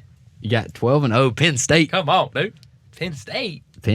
I kind of got that scenario going on that we hit on earlier about Penn State, Oregon, and Indiana all winning out in the regular season. Yep. saying Penn State's going to miss out on the conference championship game, and they're not going to get punished for it. They're still going to get a home game. Yep. They're going to be the 6th seed. But in my opinion, I don't think you can put them over Indiana. Okay. Just because That loss. you know, if you look at tiebreaker, technically Indiana played better teams. Right. So I don't think they're going to punish people for losing in the conference championship game. So twisty for the playoff committee to decide that, but No, yeah, it's a tough decision. it is. But I don't think you should punish a team for losing in the conference championship game, especially if they don't get if it's a close one for sure. Yeah. Sitting at number 7, got Miami sitting at 12-1. Okay. That one loss being in the AC championship game to Clemson. Number 8, I got Notre Dame winning out, finishing the year 11-1. Interesting. And this model kind of the only reason I don't like this playoff model is because Notre Dame's got to join the conference. I mean, it kind of favors them. If normally Notre Dame's schedule is kind of easy to say. You know, they kind of slipped up this year, losing to a MAC school. Dude. But normally, I mean, Notre Dame would be undefeated. You know, like they have been a couple times in the playoff era, and they'd slide into that 5 seed and call it a day. They'd play a group of 5 school most likely, and then roll on. They'd play the 4 seed after that. I mean, I think there's still some tune-ups they can make with this model. You know, maybe reseeding every round. But you know, I think it's kind of built to shape Notre Dame. Moving on, got number 9. We got the loser of the SEC championship game right here. Okay. Got A&M. Okay. Sitting at 11-2 right here. At the 9 spot. And then 9 is playing 8, and 8 was Notre Dame. yeah. So you get a real see that rematch is fine with me. I love because it that didn't rematch. recently happen, but Yeah. like a lot of yours, you know, they kind of be recent. You know, that what'd you say? Penn State was gonna play, or no, you said Indiana's gonna play Ohio State again. Yeah. You know, I kind of like that rematch. And then number 12 is a little hot take here. Got Boise State. Number 12? Oh no, number 10. Number 10. Sorry okay. about So that. number 10 is Boise State. Yeah, hot take. Okay. So Boise State falling at the 10th spot. What does that mean, I guess, to the audience? I mean, it doesn't really mean anything. You know, it's kind of been also consensus that the group of 5 is the 12 seed. Yeah. Doesn't have to be that way. Right. It's the 12 seed's designated for a group of 5 school if a group of 5 school is not ranked inside the top 12. Yeah. So the 12 seed would go, say the highest group of 5 champion would say it's Boise State, but they're ranked 17. Yeah. Then they would jump to that 12 seed. But if they're already inside the top 12, then they don't have to be the 12 seed. Right. And I'm saying they're going to be the number 10 team in the country come playoff time because they're going to be undefeated. Their one loss is to Oregon on the road. You know, people talk about Ohio State all the time. Yeah. Ohio State, I mean, they've practically played the same games against Oregon, who we all think is the best team in the country right now. Yeah. So, I mean, Boise, they look impressive. Mm-hmm. And JT's that guy, obviously. But I'm impressed with that quarterback, too. Yeah. Madsen. He's under the radar, dude. Yeah, he's a good quarterback. I mean, he wasn't even expected to start coming into the season. They got Malachi Nelson, I believe, transferred in there. You know, former, is he a 5-star? I mean, borderline 5-star quarterback prospect. Close, yeah. But I mean, Madsen took the job, and they've rolled. Sitting at number 11, I got Texas sitting at 10-2. Okay. I'm saying Texas. I really didn't want to put Texas in, but you look at their losses. I mean, if they finish 10-2, they'd have losses to Georgia and A&M, who are both in the playoff. You know, as long as they don't get blown out by A&M, I believe they're in, no matter what. Number 12, this was iffy to me. This was a hard scenario because I put Tennessee sitting at 10-2. Okay. I mean, their 2 losses would be they have 1 loss right now to Arkansas, just for the audience. Yeah. But I mean, they have to play Georgia. So I'm saying their 2 losses are Georgia and Arkansas. Okay. But I mean, you look, and I have the just miss here too because I mean it's very chaotic. You'd have LSU just missing at 10-2, in my opinion, because I think they're going to beat Alabama. But I kind of struggled because I figured the committee's going to try to throw in another SEC team in there. But you look at LSU's losses, and you look at Tennessee's losses. I think I'd rather have Tennessee's losses, honestly. Especially compared to the rest of their schedule, and if Tennessee turns it on offensively throughout the end of the year. But I mean, going on to the just miss, you have Iowa State at 12-1. It's gonna be hard leaving out a team that just lost in the conference championship game and that went undefeated all year. But if they do, anyway, you know, little spoiler alert: my partner here doesn't believe they're going to. No, not at all. But if they do, that'll be That's a hard scenario for the committee Yeah. to say that a team that went undefeated in the regular season is not going to make it. Another one who I think is a sleeper team that's not getting enough talk is Pittsburgh.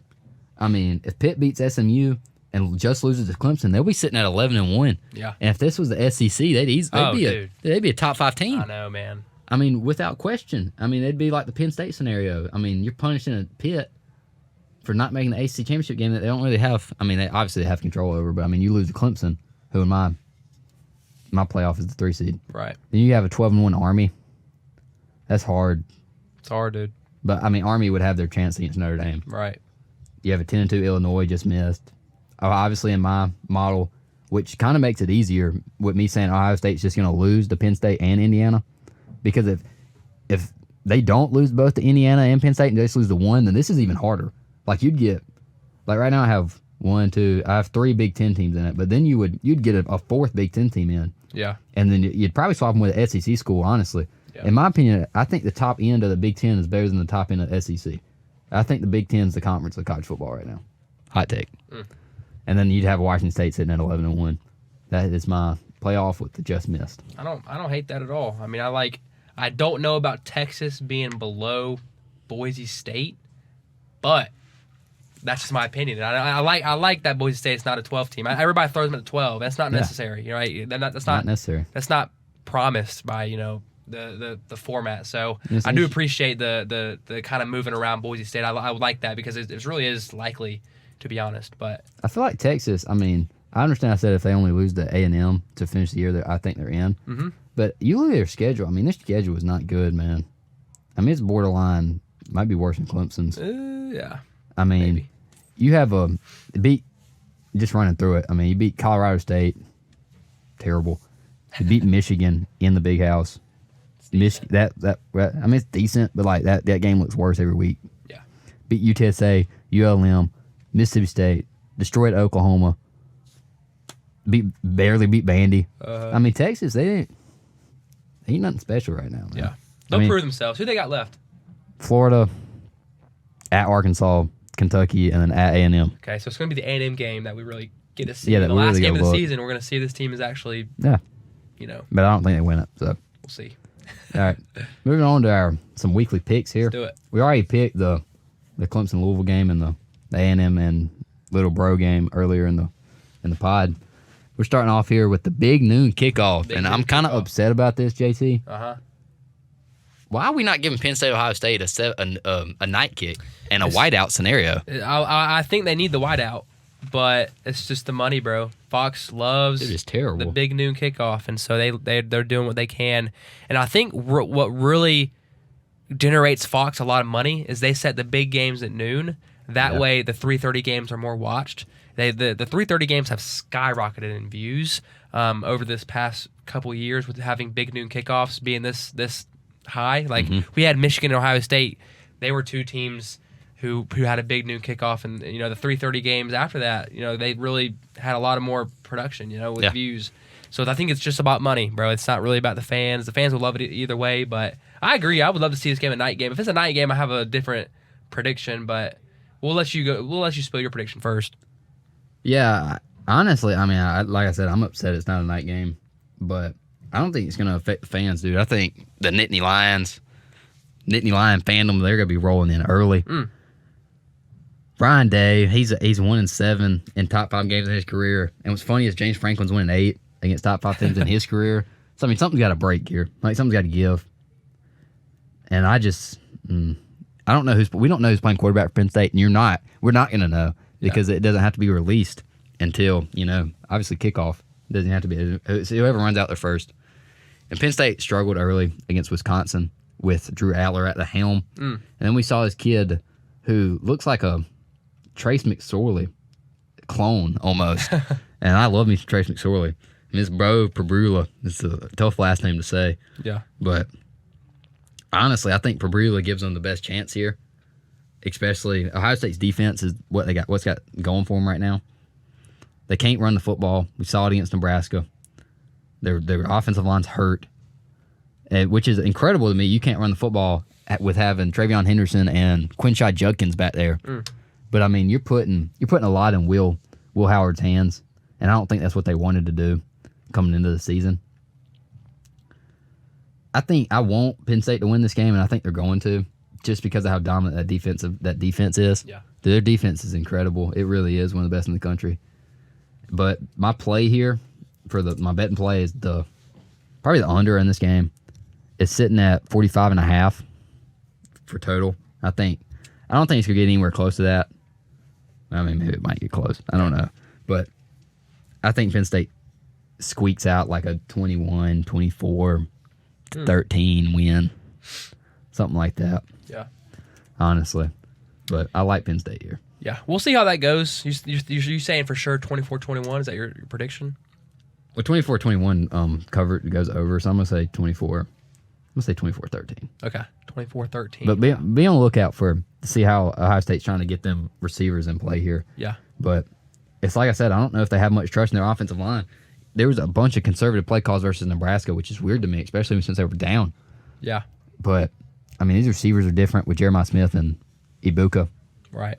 But I don't know. I don't know if there's much faith in their offensive line. So I'm going to go Penn State here with dominant defensive performance. Okay, holding Ohio State to 13 points. That'll be something that Ryan Day, I don't think, is really seen. I don't know if he's been held to 13 points in his career. Maybe he has, but I'm going to the exact opposite, Nick. I'm not going to lie. I've got faith in Ohio State this week. I have more faith in Ryan Day than I do for James Franklin. I understand the stat line that you brought up. You know, they're both horrendous against these top teams. But when I look at James Franklin and really dissect how he's really been, he's only been at Ohio State, once in his career? And it was a long time ago. Yeah. And so I think, both these teams are really, this is make or break, really, for Ohio State, right? They cannot have two losses on their schedule. So I really see a lot more grit out of Ohio State and Ryan Day. Penn State's already sitting in the top 3, is it?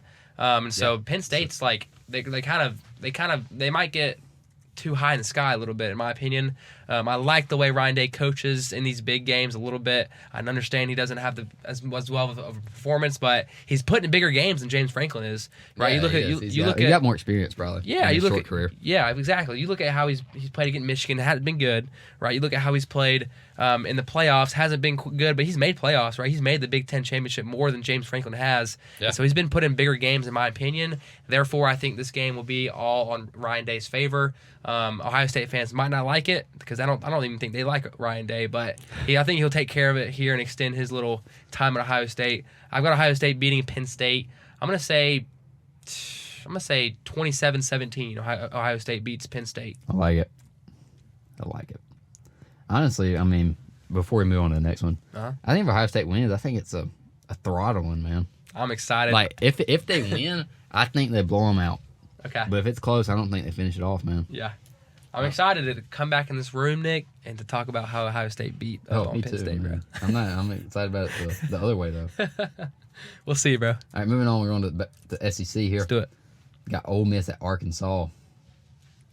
What you think, man? I'll start it off here, bro. I think Arkansas has been slightly, I would say, underrated. I think they kind of sit on the fence here for me a little bit. I love the way they played against Tennessee. They got the win. Yeah. But then I look at a team like LSU and how they lost 34-10 against LSU. At a home game. Yeah, so it's a home game. So Arkansas is a little bit on the fence for me. They're not quite as consistent as I really want them to be. I'm really wanting to pick Arkansas here, but with the way Ole Miss played last week against Oklahoma, it was a little bit of a slugfest for the Rebels. Yeah. I've got Ole Miss beating Arkansas big here. I think it'll be probably 38-21, something like that. That's funny, JT. I literally have my notes right here. Ole Miss close. No, come on. Ole Miss close, man. I like Sam Pittman.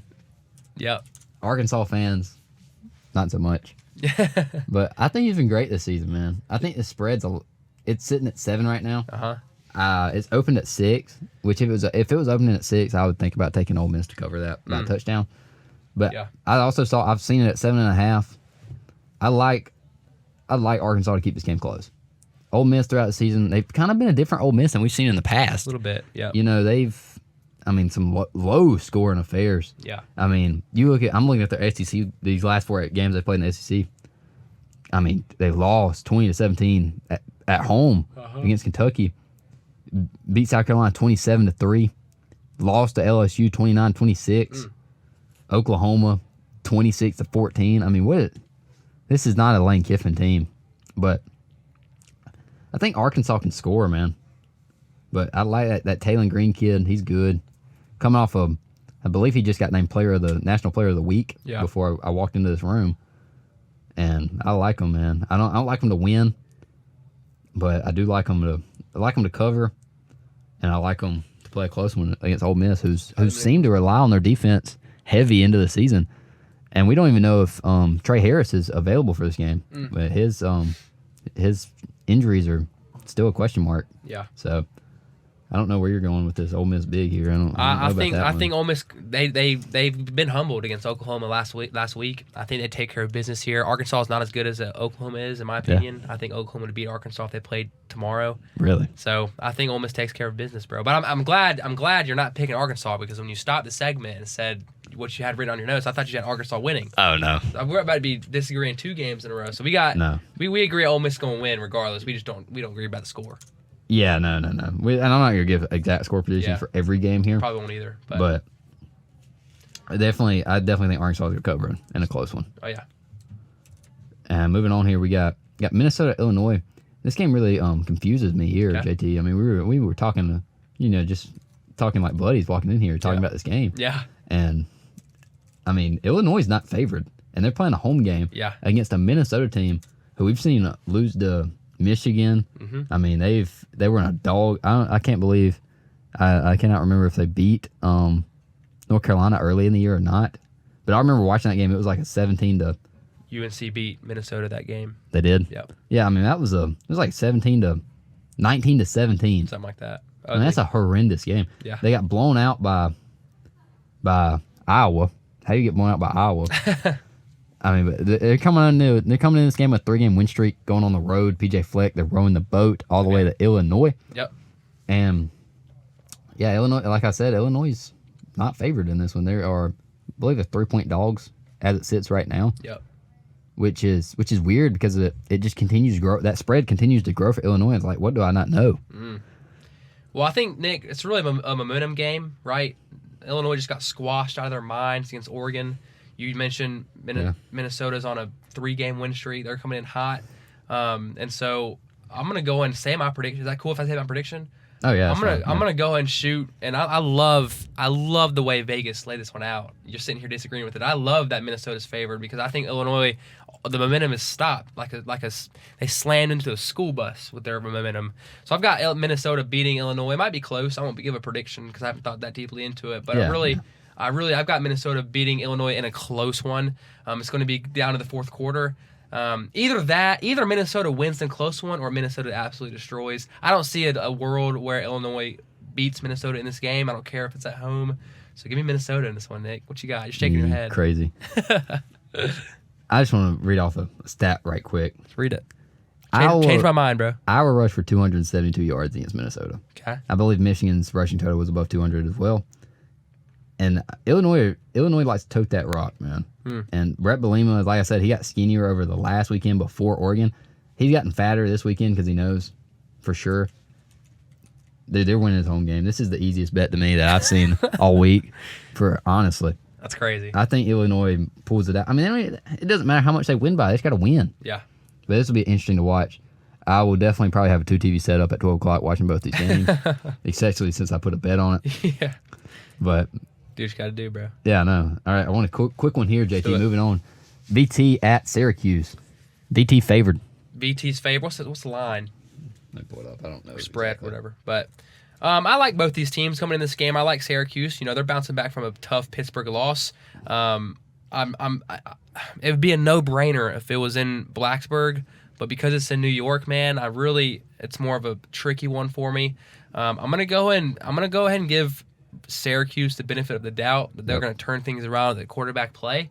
I think their quarterback threw 3 pick sixes. Was that Kyle McCord or whatever? Yeah. Threw 3 pick sixes against Pittsburgh. And so man. I think, it's if you don't throw 3 pick sixes, you can put up a fight. Yeah. And I don't think he'll throw 3 pick sixes in this game. Give me Syracuse over Virginia Tech. I agree here. We're actually going to agree once. Let's go. Let's do it. But I love it. Found the spread. The spread's sitting at 4 + 4. Okay. That's incredible to me, man. This VT team has struggled throughout the year. They've kind of turned it around a little bit. Yeah. Blowing out Georgia Tech, blowing out BC, and blowing out Stanford. But, we've seen this team lose to Rutgers and Miami. Barely, which they probably should have won that game. But I like the Dome, man. Dome's hard to play at. Clemson always struggles there. Yeah. VT's going to struggle. Syracuse to win. Kyle McCord to throw for over 300 yards. Another I quick like one that here. bounce back. You know, What? Bounce back. I like No, that. absolutely. All right, another quick one here. We got Vandy at Auburn. Auburn's favored by, I believe, 6.5. What you think? Embarrassing for Vegas. I was just hyping them up. I got Vandy going and into Auburn and beating them pretty. I mean, we'll give them a 2-score game, but I think Vandy beats Auburn in this one. What you I think think? they beat them. I thought the same thing, and I was kind of talking to my dad about it. Uh-huh. You know, we're both gambling addicts, but he doesn't. I mean, he's a little hesitant to bet on Vandy here. Okay. But I like Vandy here. I have in my notes that Vandy's gonna. I literally have Vandy loses by 3. Wow. So You got Auburn beating them? yeah, I mean Auburn. They just had a great win versus Kentucky, kind of to get the first SEC win of the season. You know, it's kind of turned into the Vandy of the SEC this year. Yeah. But it's hard to play Auburn, man. And maybe the fans will come in there a little bit more excited this week. But don't know. Vandy slips up after a close one versus Texas and loses to Auburn close, Okay. in my opinion. All right, we can talk about this one for a little bit. Got Oregon at Michigan. I've already stated my thoughts earlier, bro. I do not yeah. like Michigan. I don't care if it's in the big house or not. Give me Oregon big against Michigan. What do you think? Oregon big. Okay, I like it. This is another one of my betting plays that I love this week, man. Oregon sitting, I believe, I took it 14.5. Okay. That 14.5 number can be tricky because, you know, they win the game by 14, still kind of blow up. You get the backdoor cover from Michigan.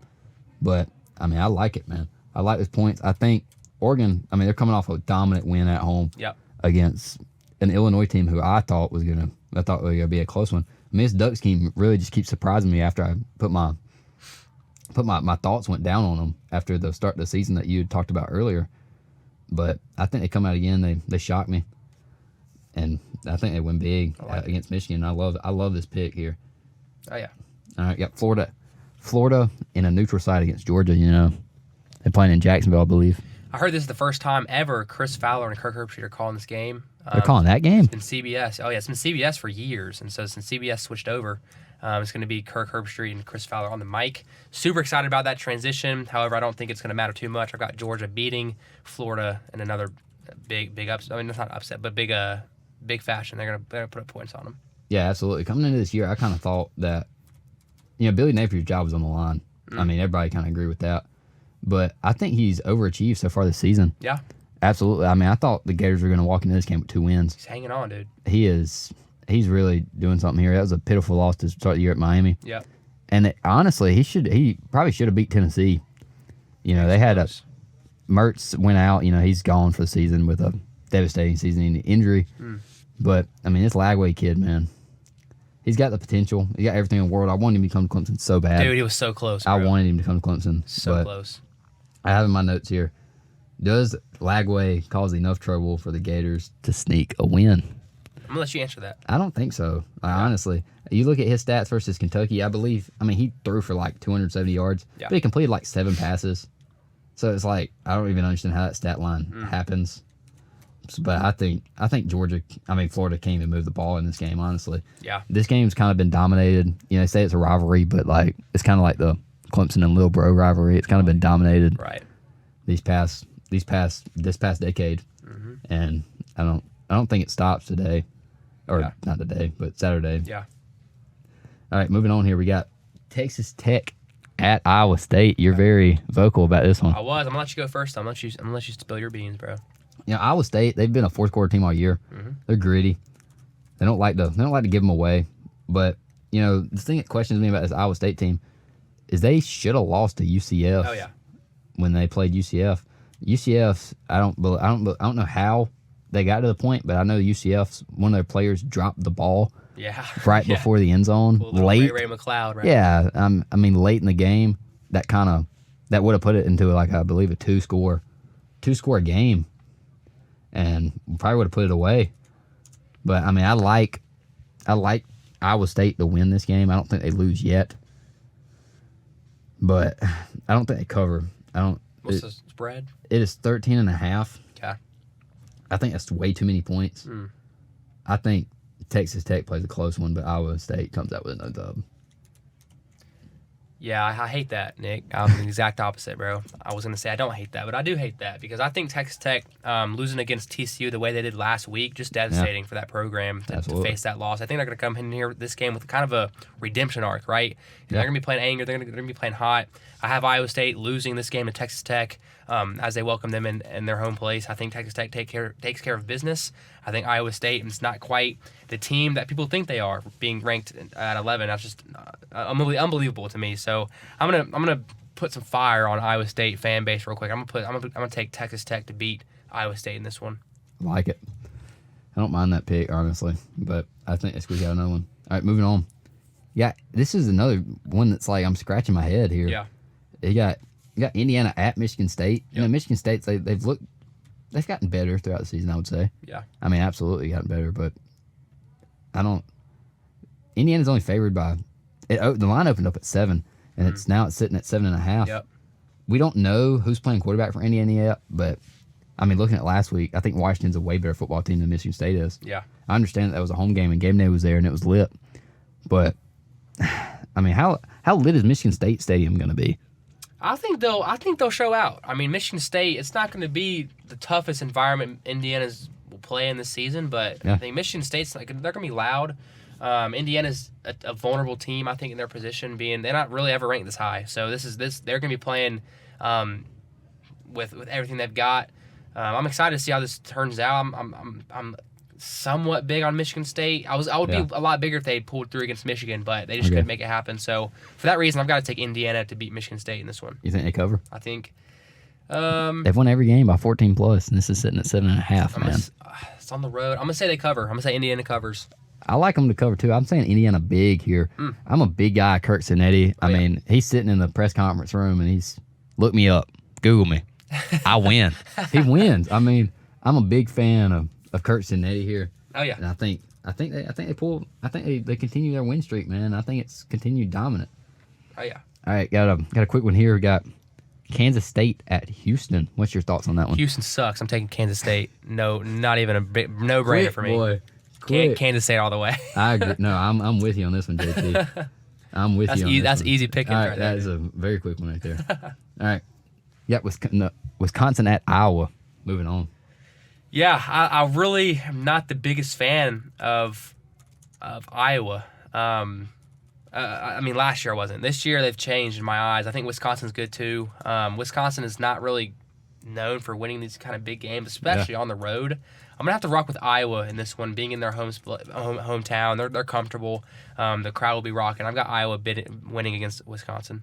I agree, and looking once I get these statistics pulled up from Vegas. Yep. Looking here, I mean, I was favored by 3.5. The over-unders, the total points have went down to 40.5. And I mean, Iowa, they've kind of put on some points this season. I mean, they're not really the same Iowa team. I mean, they're kind of the same Iowa team that we've seen. But I mean, they just beat Northwestern 40-14. They beat Washington 40-16. Yeah. And they're kind of putting up some points here. They can run the rock. And Wisconsin kind of struggled stopping the run game last week versus Penn State. I like Iowa to win here, but specifically, what I really like from this game is I like the over on the points here. Okay. Like I would probably stay away from the money line and the spread here, but I think they're gonna put up more than 40 here, 40.5. I think they'll put in 41 points here. Okay. I like that. All right, we can talk about this one for a minute, JT. We got Kentucky at Tennessee. Yep. I had a chance to buy tickets to this game, and I was really close. I want to see how Tennessee is. I've heard they're loud, and so I'm gonna rock with Tennessee in this game. I think they beat Kentucky. Coming off Kentucky's coming off. They didn't beat Auburn, did they? I don't think they beat. No, Auburn. they lost, man. They gave Auburn their first SEC win. I think they were up. Were they up 10-0? And then Auburn just scored 30-something? Yeah. Yeah, you're so, correct. I mean, Kentucky might put up a fight at first, but they have no momentum going into this game. So I'm going to take Tennessee to beat Kentucky. I don't know if you saw Tennessee's hype video and release video for their uniforms. Was it the Venom one? Oh, my God. Yeah, I'm a massive Spider-Man fan. Oh, yeah, me too, their marketing team needs a raise. Dude, I think so, bro. I have in my notes if this is a trap game. If it was on the road, maybe. But night at Neyland, it's tough. Yeah. They're wearing the blackouts. Yep. I also have in here, can Nico score? He's kind of missed some balls over the season. he hasn't really been impressive. He hasn't lived up to that 8 mil that they're giving him. He was so fiery the first couple weeks of play. Yeah, but they ain't played nobody. Kind of slowed down a little bit. So I mean, once he's gotten to SEC play, I mean, he's been pretty pitiful. Yeah. But I mean, Kentucky just gave up a bunch of yards. Yep. I mean, or not just. They gave up a bunch of yards to Florida through the air with Lagway throwing that rock. Yep. But I think I have Tennessee big in my notes here. So I think Tennessee takes it here. I'm in agreement with you. Let's do it. All right, last one right here. We got Pitt at SMU. I want to talk about this one a little bit. You love you some Pittsburgh. Let me have you talk about this game before I talk about it. All right, I have in here ACC title implications because, I mean, if Pitt, what's that SMU wins? SMU wins this game, they don't play anybody down the stretch. I mean, they control their destiny. Yep. They're just, I mean, if SMU's, even if they're undefeated and they miss the conference championship, or they wouldn't be undefeated, they'd have won loss total. But that might even be even better for them at their playoff odds if they miss the conference championship game because they would have lost to the Big 12 champion that we believe we're in agreement on. Well, to BYU, only by 3. Yep. So this is a big game for both teams. I mean, if Pitt wins, Pitt's in control. I mean, they got Clemson coming up at home. But I like Pitt here. I think their defense, their secondary is really good, and I don't know if I trust SMU's quarterback. I mean, they're good. He's good.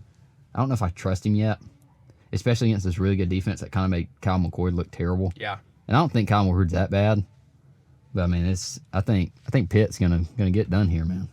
Yeah, I'm gonna disagree with that one, Nick. I think this game's a toss-up, bro. And then all the games on this list, this one has the most question marks. The spread doesn't say it's toss-up. The spread thinks SMU's probably gonna dominate. I mean, the spread's sitting at 7.5. SMU 7.5. I mean, if you win by 7, I don't know if that's much dominating, but SMU, they're a good team. They're fiery. I like the way they play, the way they move the field, or they move the ball down the field. So I like SMU in this game. It's going to be a home game for them. This is kind of, like you were saying, a must-win kind of game for SMU. And Pittsburgh, if Pittsburgh wins this game, I'm scared, dude. I was a Clemson fan. I'm scared of Pittsburgh. If they go on the road and beat SMU. I agree. If they go on the road and beat SMU, that's a good Pittsburgh team we're looking at. But Pittsburgh is unproven. I'm really referring to the Syracuse game. Syracuse just played awful. They literally gave the game, put the game in their hands. I believe Pitt at halftime almost had more interception yards than they had offensive yards. Yeah, so I can't really judge Pittsburgh based on how they played against Syracuse just because I just think that's a fluke game. So I think Pittsburgh, their heads are going to be high to the sky coming in this game. I think SMU is going to kind of take advantage of that. I think SMU takes care of business and beats Pittsburgh. Like a reason there, bro. I mean, I got to disagree, man. I'm a Pitt guy. I loved it. Narduzzi. I love me some Narduzzi. But that's the picks for our week. We're gonna end the show today. You know, it's kind of been a good one, kind of been a good start here. You know, I believe. And we're going to end it with some of our favorite bets from the weekend. It doesn't have to be from those 15 games that we've talked about above, obviously. But, I mean, I was supposed to give our favorite 5 to 6 leg parlays here for the fans. Parlays, okay. Unfortunately, 4 of these games we already talked about, so I might go a little quick through this one. Okay, but one of these games we didn't talk about. I've got Texas Tech beating Iowa State. I'm really big on that game. Yeah. If y'all bet out there, bet this game, dude. I'm not encouraging y'all to bet because it's bad, but I think me and you both bet. So, not encouraging to bet. But if you do, really consider betting this game. I got Texas Tech beating Iowa State in the first one. Second game, I got SMU beating Pittsburgh. If you do bet, I'm telling you, do not bet on this game. It's trap. I'm telling you, Nick. I'm looking at you, bro. No. You got a parlay set up, It's bro. not trap. With this game, I'm not feeling this game. For betting wise, but I do think SMU beats Pittsburgh. So I've got Texas Tech beating Iowa State, SMU beating Pittsburgh. I got Vanderbilt beating Auburn. I think that game will be a close one. Again, people who bet Auburn, they might get their parlays all messed up. For the fourth one, I've got UAB beating Tulsa. Now UAB has had a hectic, hard schedule in my eyes. They don't deserve the 1-6 record that they have. I think that Tulsa's not as good of a team, so I've got them beating Tulsa as the fourth game on this parlay. And the fifth one, it's going to always be them dang Clemson Tigers, bro. I got Clemson beating Louisville. It's going to be a night game in the Valley. It's going to be hot.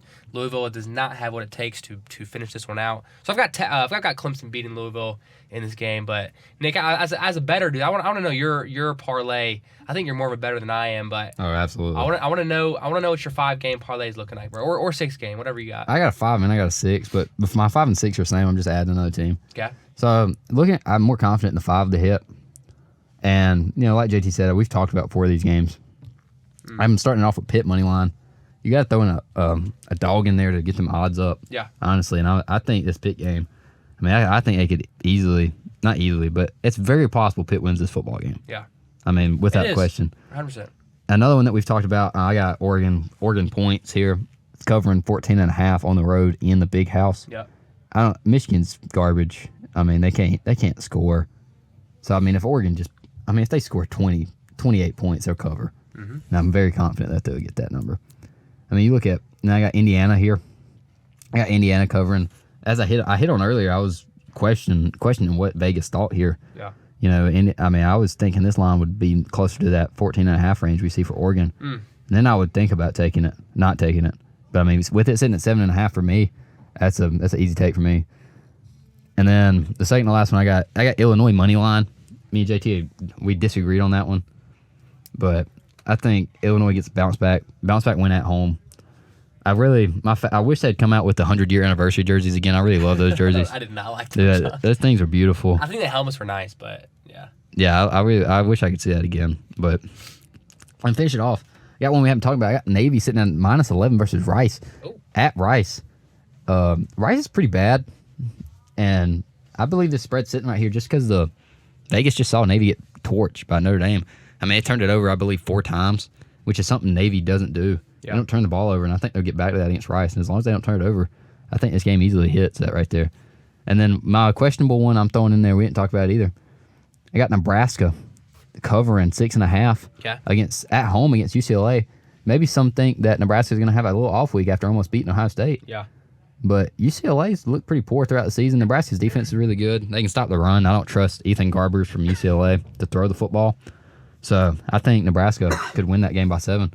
Oh yeah. But those are our parlays for right here. And dude, for my parlay, I'll say I was strictly money line, dude. Yeah, no, I don't. Parlays. I'm a money line. I like the spread, man. So I know you're more of a spread guy. Yeah, I'm a spread guy. I love the money line. That's how I bet. But yeah, I like it though, man. All right, well, I want to thank everybody for joining us for our first time here. I thought it went pretty great. I had a blast, JT. What about you? We'll have it running every week, bro. Oh, absolutely. We'll be back here, bro. I love it. If you want more information, like I said earlier, on Clemson sports specifically, go to www.the-walk-on.com and go follow JT on Instagram and Twitter or TikTok. Oh yeah. You got Clemson.fans. Clemson.fans. You know, increase that following. I mean, he's got a big one anyway, sitting here with 20,000, I think. 20,000 plus. He posts daily Clemson content, you would say? I wouldn't say it's daily, but it's up there, and it's more Instagram now than it is TikTok. But really, go check it out if y'all want to see more. I might put your website in my bio too, for the fans want to check that out too. So go check out the blog, go check out the Instagram. I think that's all we got for today. Yeah, absolutely. We'll see you back on the Walk On Go Pod Tigers, baby. Come on. next week. Go Tigers.